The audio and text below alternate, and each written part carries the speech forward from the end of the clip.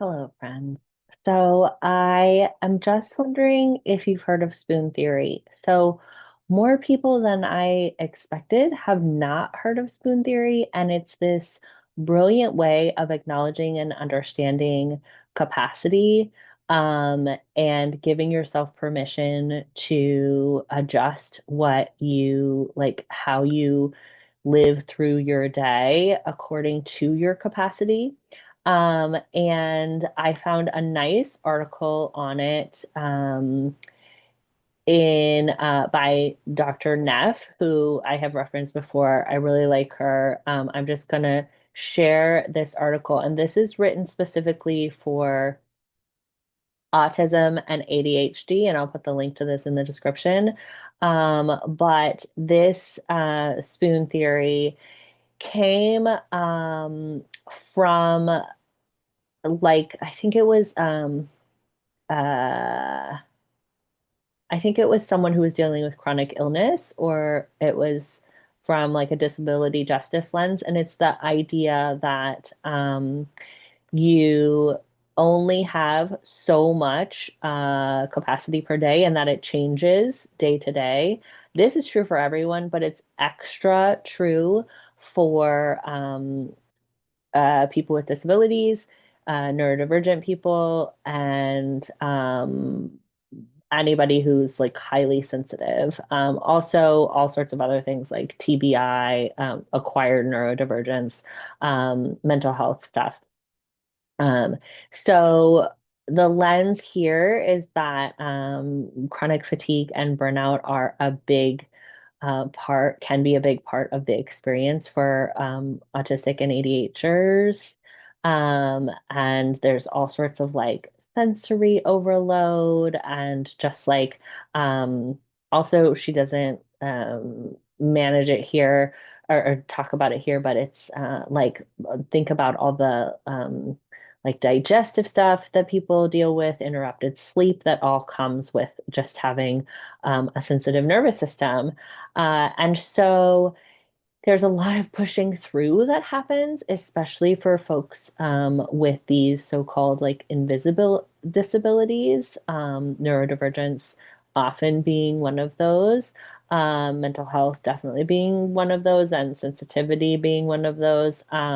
So we are like, oh, well, we look fine, so we're just gonna go ahead. So she describes this cycle, boom or bust cycle, like overdoing it and then getting really tired and then trying to rest, but then going back right and being like frustrated about the rest and then going right back into the overexertion. And it like goes through the cycle in a way that it makes it harder to come back from each and every time.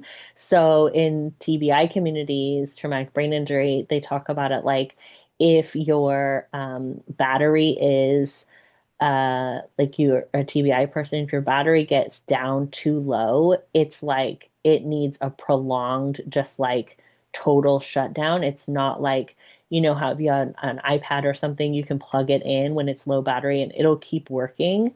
Um, in with neurodivergence or high sensitivity, like you really need a full shutdown before you can reboot. You can't like keep working through it.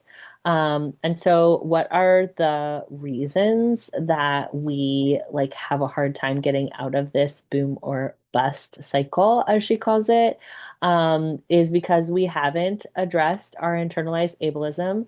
I find this one is like so huge in my community because folks are like, well, I'm not really disabled, or I'm not as disabled as other people, or I'm just like being sensitive and making a big deal out of it, right? Which are all forms of ableism, right? If we have um, neurodivergence, like the what we describe as disability is when somebody has a circumstance where this is in a social model of disability, not medical model, but in social model of disability, we recognize that there is something in society that society is asking us to do, and we're not able to do it. So we need to recognize that society needs some more education and we need some accommodations and modifications. And so that's where practicing good boundaries comes in, right? Once we've addressed our internalized ableism, which is an ongoing thing, it's not like going to be done.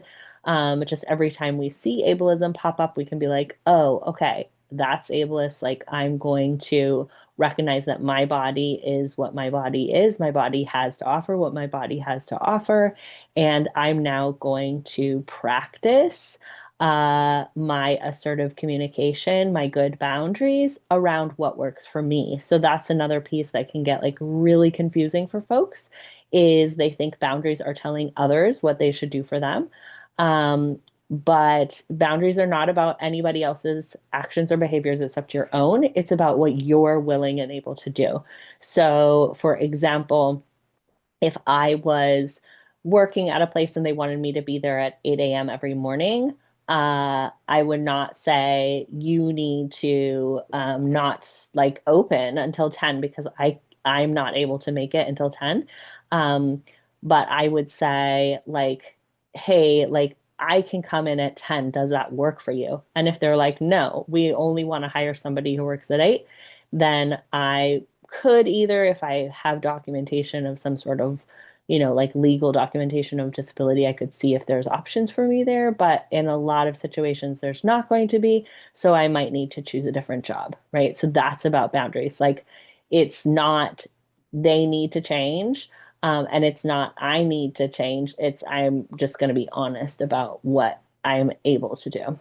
And then prioritizing healthy sleep habits and more so this is about like finding out that your body needs to be like taken care of more than the some other people and part of that is being like how we are with little kids, right? That we're like, yeah, I know you want to stay up another 2 hours watching TV, but it's bedtime now and we can do that for ourselves. Okay, here you go. Good job, Dr. Neff. She gives us where the concept of spoon theory came from. Christine Miserandino shared a meal with her friend when her friend inquired about what it was like to live with chronic medical condition. Christine grabbed all the spoons nearby and handed them to her. She told her friend, most people wake up with an endless supply of spoons, but here for this experiment, you have 12. She asked her friend to walk her through her day, each activity, Christine took a spoon away. Christine used this metaphor to explain that when she wakes up, she has a limited number of spoons.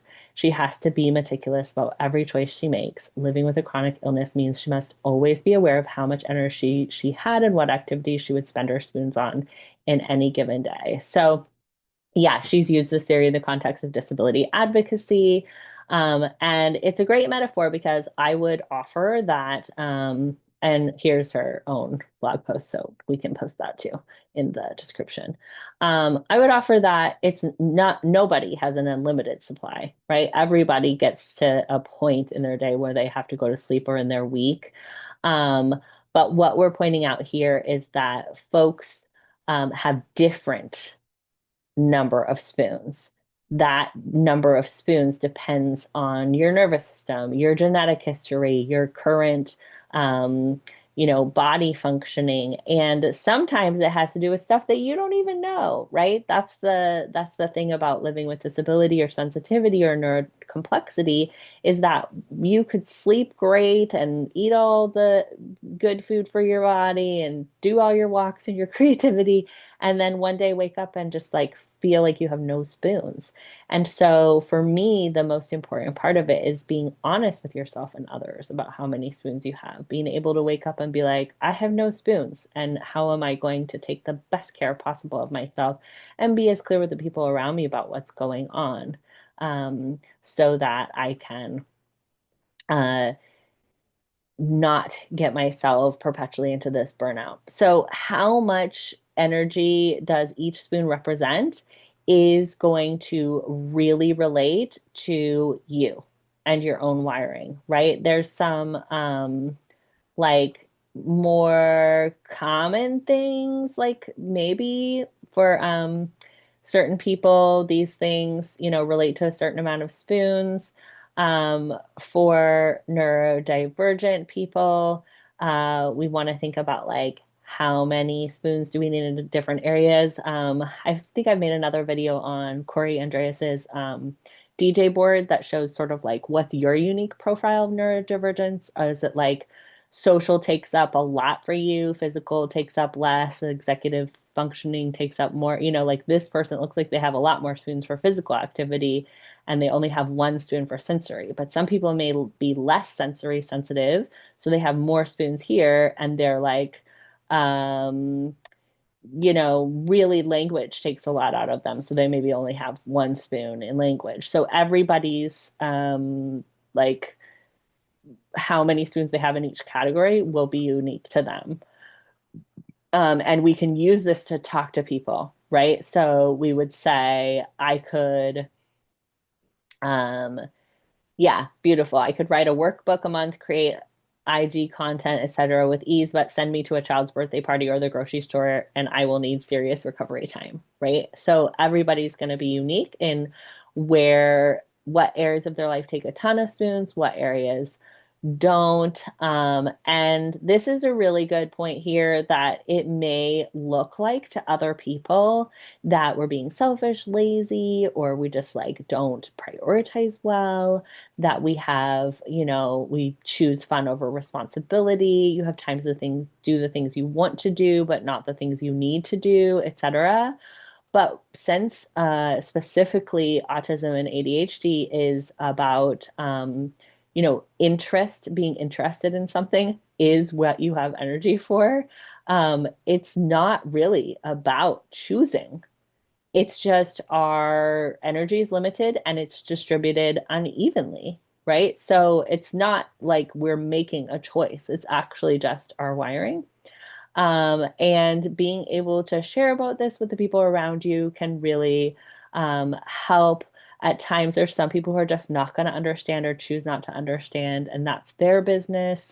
But learning how to communicate about it to ourselves is really, really helpful. And then we can communicate it to others. So, for example, like one of the ways that I use less spoons on sensory stuff is you'll notice I always wear a hat and these special glasses that are for my like light sensitivity and for my spatial awareness.